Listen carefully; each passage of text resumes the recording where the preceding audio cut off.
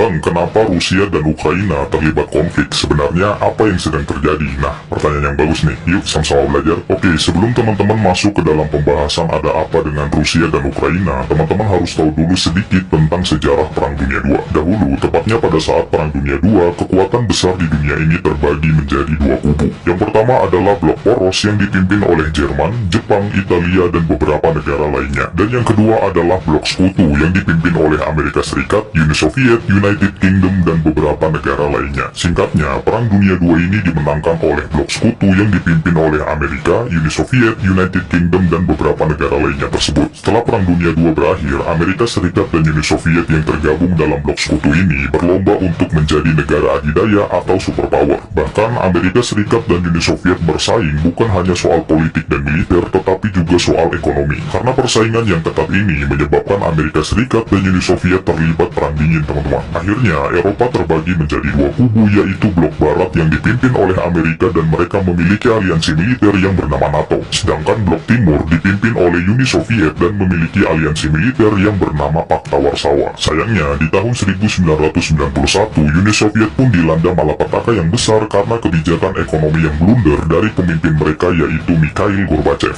Uni Soviet pun akhirnya pecah menjadi 15 negara bagian dan aliansi militer mereka, yaitu Pakta Warsawa dari blok timur ini pun ikut dibubarkan. Nah, negara Ukraina merupakan pecahan dari negara Uni Soviet yang dulunya berada di blok timur. Kembali ke pertanyaan semula, kenapa Rusia dan Ukraina terlibat konflik namun belum terjadi perang? Ternyata, ketegangan antara Ukraina dan Rusia telah terjadi sejak tahun 2013, teman-teman. Pada saat itu, Ukraina berusaha menggulingkan presidennya yang pro dengan Rusia, yaitu Viktor Yanukovych. Karena peristiwa itulah, akhirnya Rusia mencaplok semenanjung Crimea yang merupakan daerah Ukraina agar gabung dengan Rusia di tahun 2014. Tak lama setelah itu, ada gerakan separatis yang pro akan Rusia di beberapa wilayah di Ukraina dan mereka mendeklarasikan kemerdekaan dari ibu kota Ukraina. Karena peristiwa itu juga, maka terjadilah pertempuran yang menewaskan 13.000 tentara dan warga sipil. Nah, menurut Presiden Putin, sebenarnya Ukraina adalah bagian dari Rusia secara budaya maupun historis. Dalam segi ekonomi, Rusia juga sebenarnya telah mengajak Ukraina untuk bergabung ke dalam Uni Ekonomi Eurasia. Uni Ekonomi Eurasia ini didirikan oleh Rusia untuk memperkuat kerjasama internasional dalam bidang ekonomi, khususnya negara bekas Uni Soviet. Tapi lagi-lagi, Ukraina menolak dan lebih memilih untuk bergabung ke Uni Eropa dan NATO. Presiden Putin pun sangat marah karena adanya prospek pangkalan NATO di perbatasan Ukraina ini, dan hal tersebut akan membuat garis merah antar kedua negara ini, teman-teman. Pihak Rusia juga mengatakan bahwa sebenarnya penempatan ratusan ribu pasukan di perbatasan Ukraina adalah antisipasi ekspansi NATO ke arah timur, dan juga ini merupakan reaksi Rusia atas hubungan intensif yang mulai dijalin antara NATO dan Ukraina. Keberpihakan Ukraina terhadap NATO pastinya membuat Rusia merasa terancam, khususnya di daerah perbatasan. NATO juga meningkatkan dukungan terhadap Ukraina dalam hal persenjataan, pelatihan militer, dan personel militer. Presiden Joe Biden juga mempertimbangkan untuk mengerahkan beberapa ribu pasukan ke Eropa Timur beserta dengan alutsista dari negara-negara yang beraliansi dengan NATO. Peluang peperangan antara Rusia dan Ukraina yang akan melibatkan blok barat dan blok timur ini pastinya masih terbuka nih, teman-teman. Dan sampai saat ini, baik Rusia maupun Ukraina belum ada pembicaraan yang membuahkan hasil positif.